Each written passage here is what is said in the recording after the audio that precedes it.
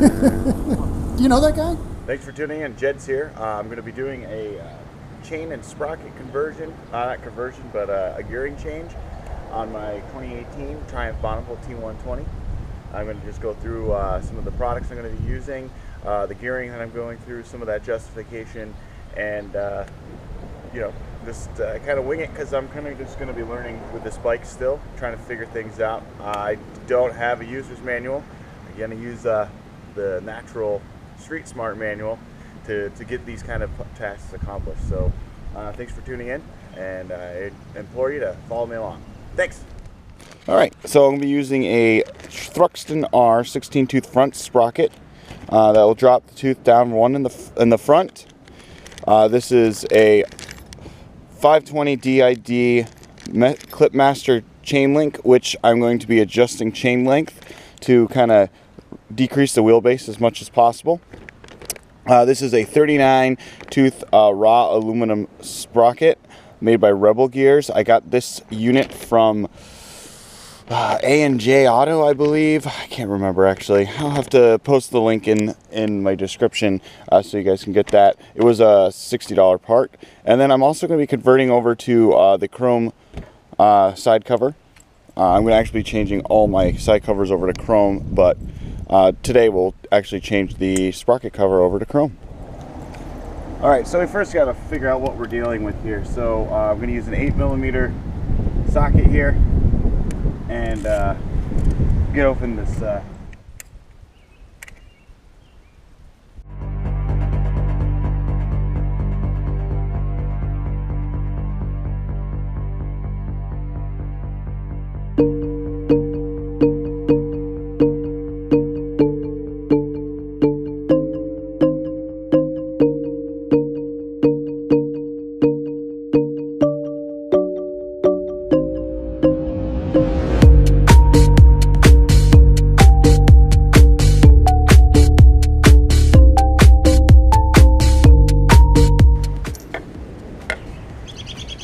oh boy. So, it looks like the brake master assembly covers the rear brake master assembly is covering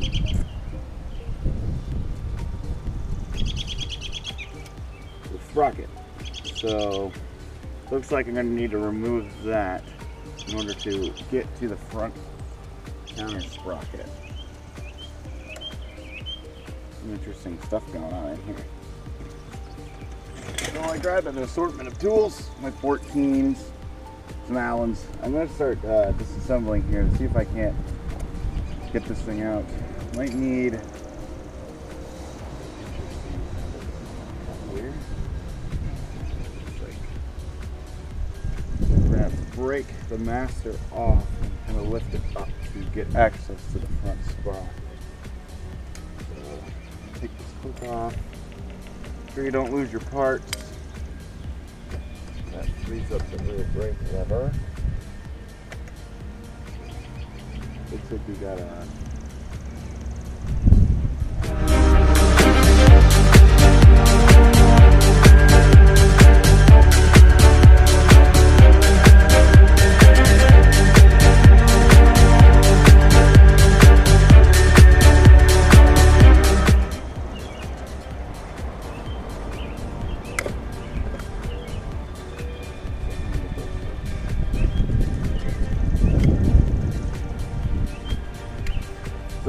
big thing about this bike is a lot of it's learning curve for me. I've never worked on any lift bike before. European bike really. I've always kind of avoided them. I hear they're kind of bears to work on, but I'm not really sure if that's 100% accurate. This one's been interesting. It's been different, but it hasn't been difficult. So no special tools. I actually thought working on my Harley Davidsons was harder because of all the star bolts and then Allen bolts and then standard bolts. So it was just like no rhyme or reason. It just seemed like whatever they felt like using in the factory, that at that point in the factory is what they use. So this thing's been pretty consistent and good quality bolts. They're all stainless steel bolts I've been pulling out of this machine, which is kind of a nice thing for sure. Alright, cool. So it looks like the master's gonna pull away. I took out everything that looks like it would be mounted on. So there we go. Wow. Okay.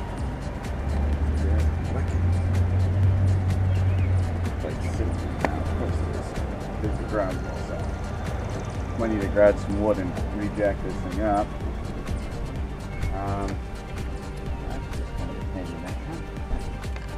All right, so after some hunting, this is a 1/7/16 inch chrome vanadium socket. Now this socket, now you're gonna go, oh, it's in standard. You're gonna put on a metric bike. This isn't gonna work. I'm gonna tell you, this socket has saved me countless times, and not with a motorcycle, but with Subarus. This is the front axle size, the front axle bolt on a Subaru. It's the same size, so it fits right on there snugly. There's no wiggle room. So it's such a big socket. You need to have the 1/2 inch to 1/4 inch adapter, which obviously I have because I use these kind of sockets all the time. I usually use the air tool on this, but I'm kind of gonna do it old school today. So I've got my 1/4 inch driver, or ratchet breaker bar thing, and then I got my big old trusty iron bar, steel bar. So I'm gonna figure out, this is in neutral. It's easier, I mean, it doesn't matter if it's in neutral or not. The point of what you want to do here is you want to lock the wheel, because you're gonna need to, you know, crank against it. I usually put it in first.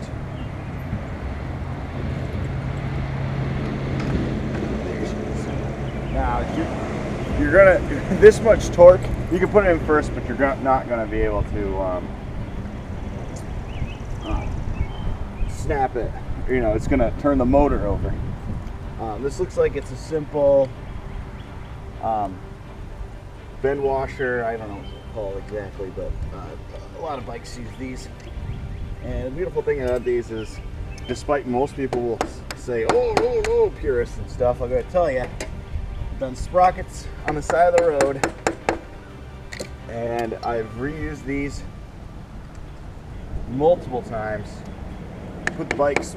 I still have the original one on my Bandit, and it's got almost 85,000 or 88,000 miles. It has 88,000.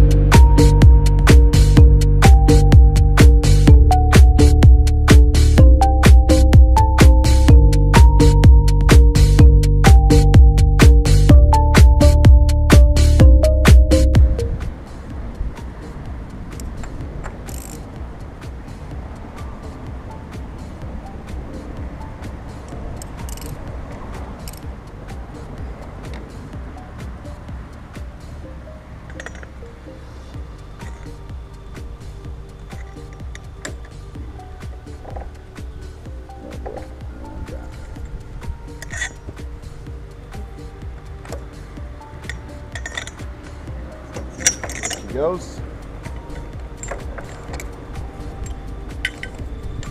Easy as pie. You just gotta find that locking spot, and then you just give it a quick tug and boom, she'll come right off. Now, I'll do the chain sprocket, I'll do the front sprocket now, and then I'll do the rear sprocket when I take the wheel off, just so that I don't have to play with both sprockets at the same time. But this chain is so loose that I don't even need to remove it, which is kind of you know, scary, because I'm like right at the edge of my adjustment, and the sprocket came right off. So that's why I bought the Master Link, because I'm planning on cutting and shortening this chain just so that I have some more room. It's the 17 tooth. 525. Grab the other one. Little Triumph bag here. I'll keep the Triumph bag because I think it looks cool. But you can definitely see there's the difference. And 16 and 17 aren't as drastic as like a 15 and a 13 because obviously the percentage is less. The circumference percentage is less with one less tooth on like a 16 to 7, like from a 17 to 16, than like a 15 to a 14 or 14 to a 13. Most bikes I've used, or most of my Japanese bikes have run a 15 tooth front sprocket, so putting it down a tooth really helps a lot. Thus, I didn't think it was going to be as drastic as I wanted. That's why I decided to run a 39 in the rear to kind of get that almost 2 off the front, 1.5 off the front, just because the bike's just so tall that I'm really having issues with it, like especially coming out of turns and just putzing around in your rural Vermont. So, but that's the sprocket difference. They are a crush. This is a dampener. Basically, it kind of reduces. It's supposed to reduce the chain whirl and chain noise. I don't really know if it makes much of a difference, honestly. You got a chain.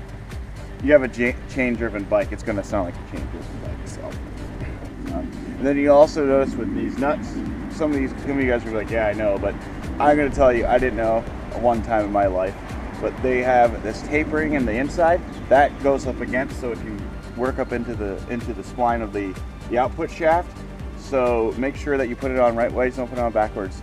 When I was talking about when I did a sprocket on the side of the road, that was because I didn't put it on the correct way. And I'm going down the road and all of a sudden I hear a clanking noise, violent clanking, and neutral-like situation, but every time I rev it, all I hear is a clanking noise. The sprocket fell off, or this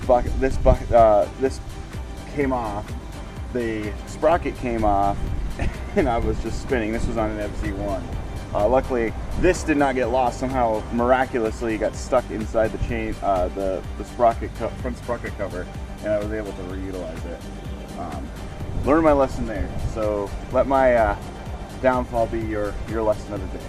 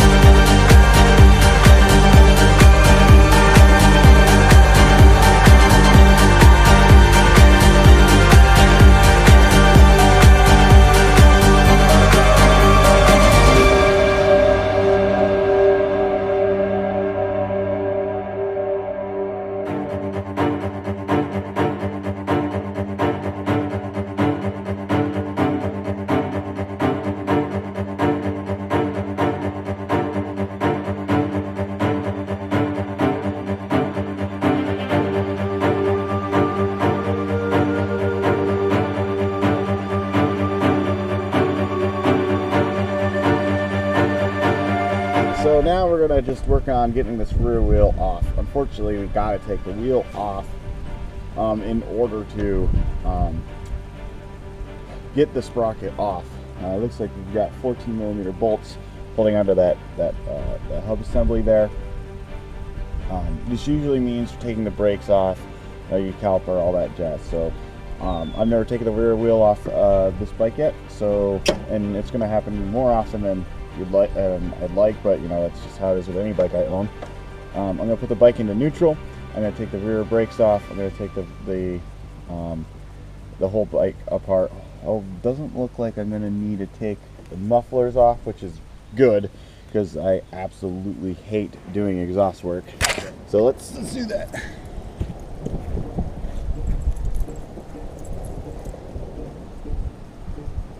Ooh boy. Okay, so we got two 14 mils. That's going to be tricky. That might have an exhaust clearance issue, but I think actually.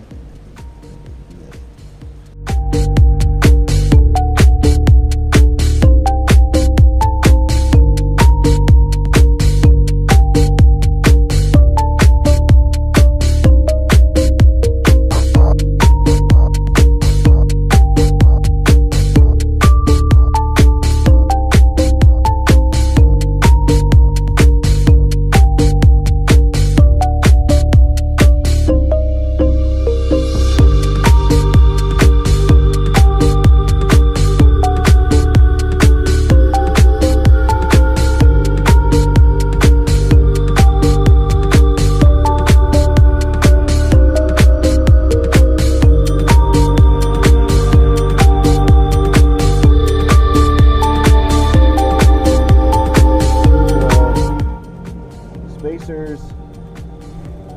I'm gonna grease. I don't really. They're kind of dry. You can see here they're kind of dry. So I'm gonna grease everything up after I put everything back together, just so that we have that nice grease to work with here. So looks like it's a pretty straightforward. Super.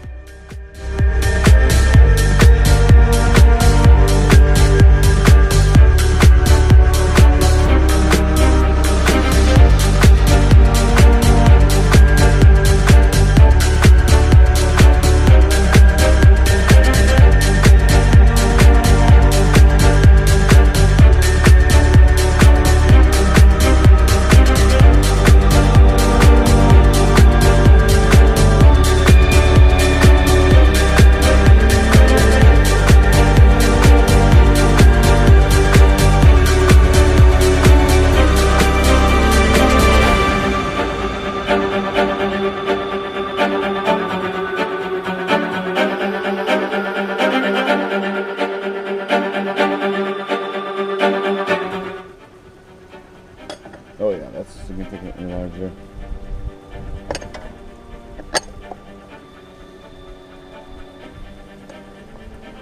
That should help with gearing. Alright, I'll be right back. I'm going to go grab my grease and we'll move everything around and we'll work on shortening this chain and finishing this project up. Alright, well I'm going to just say this. No matter what manufacturer you are, like I always just have a tub of grease with me. I've greased everything on my trucks. Anything comes out, a wheel, a tire, I always re-grease.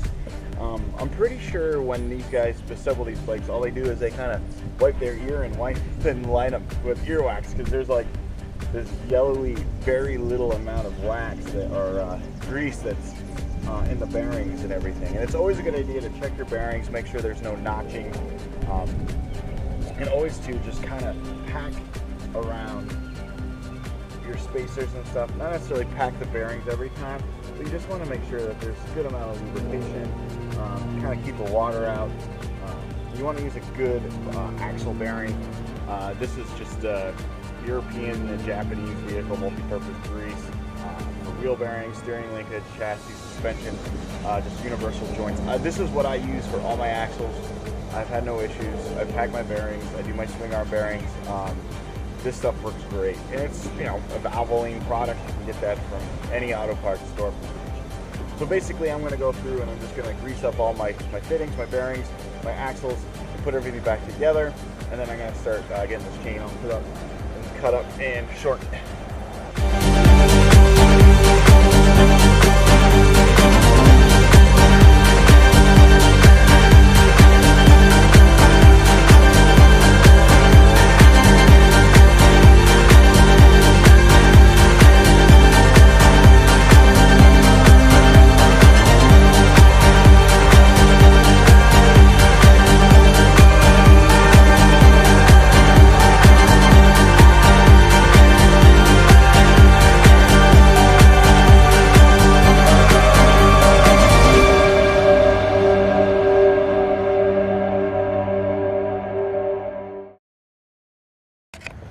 Alright, so got my angle grinder out, put my gloves on, because just in case, and good. On. So you want to make sure when you cut these is that you're cutting the tops, and that there's two bottom links underneath that I can join. If you do that by accident and have a top and a bottom, you got to cut back more, so you don't want to cut yourself too short. That works perfect for me. So I'm just going to quickly zip off these rivets and take this chain apart.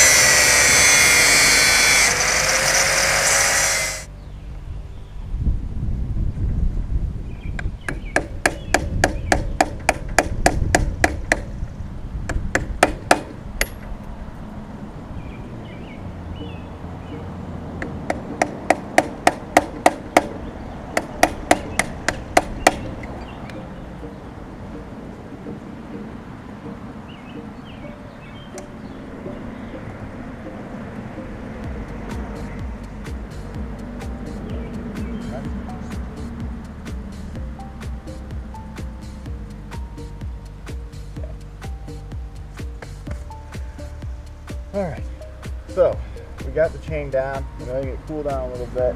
Make sure you remove any of the old X-rings. Now this is an X-ring chain, so make sure that you buy an X-ring master link if you're going to decide, if you want to do what I did and shorten up your chain. I wanted the clip master link. A lot of people say it's not as good as a rivet, but I've always used clip master links, even with my high horsepower bikes. I've never had any issues. So it is what it is. Some people will swear that I'm gonna be stranded because it's gonna pop a master link. It can if you get a cheap master link. I got a DID X-ring. It's actually probably better quality than the EKs. I've found better luck with the DIDs. So you know, it comes with little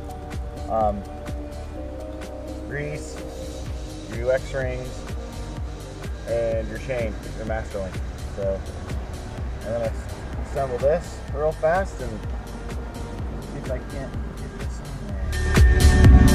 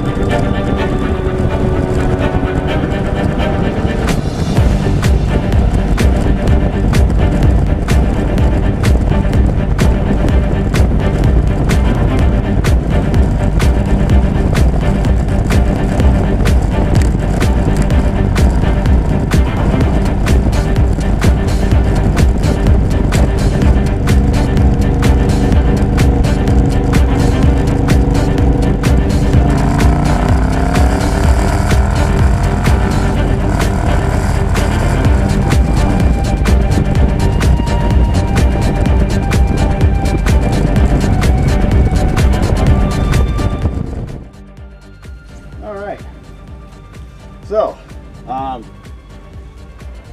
for the bang for the buck, I would have to say it's definitely one good modification you could do to your Triumph. You know, really kind of makes it, that acceleration, like, and the wheelies, it just wheelies effortlessly now. And I've kind of run out of, I've noticed I'm running out of first gear a little bit, but that's okay. It hits second, she just continues to rocket forward. I'm overly impressed with the modification. So yeah, I would have to say I give it a thumbs up to, you know, try this on your bike if you really want to try to get some acceleration out of it. Definitely, I'm going to get into it some more, probably when the weather dries up and the roads aren't as wet. Really see how well it does in the twisty stuff, but I was already noticing a lot more power in third gear, fourth gear. Definitely livening the bike up a bit. Sixth gear also didn't seem all that busy. It seemed like it was still had plenty of, you know, cruising, relaxed RPM speed to go at 60 miles an hour. I'll get up the, I don't live relatively close to a highway or interstate, so I won't be able to really find out how busy it is. But I went online, went to the gear calculator website, which I'll include in the link on the description, and I really kind of just dialed in how I wanted the bike to run, what kind of gearing I was looking for, you know, and without compromising too much highway. But I wasn't really gonna, I don't really spend that much on the interstate highway, so, you know, 55, 60 miles an hour is what I'm cruising at majority of the time. So, you know, this gearing really is, you know, helpful in that. So Anyways, thanks for tuning in. Hope you find my video somewhat entertaining, interesting, or enlightening. Shoot me a comment, like below. If you haven't done so, subscribe already. I'm going to be having a lot of cool videos coming out on my adventures with my T120. Thanks for tuning in. Have a great day. Thanks.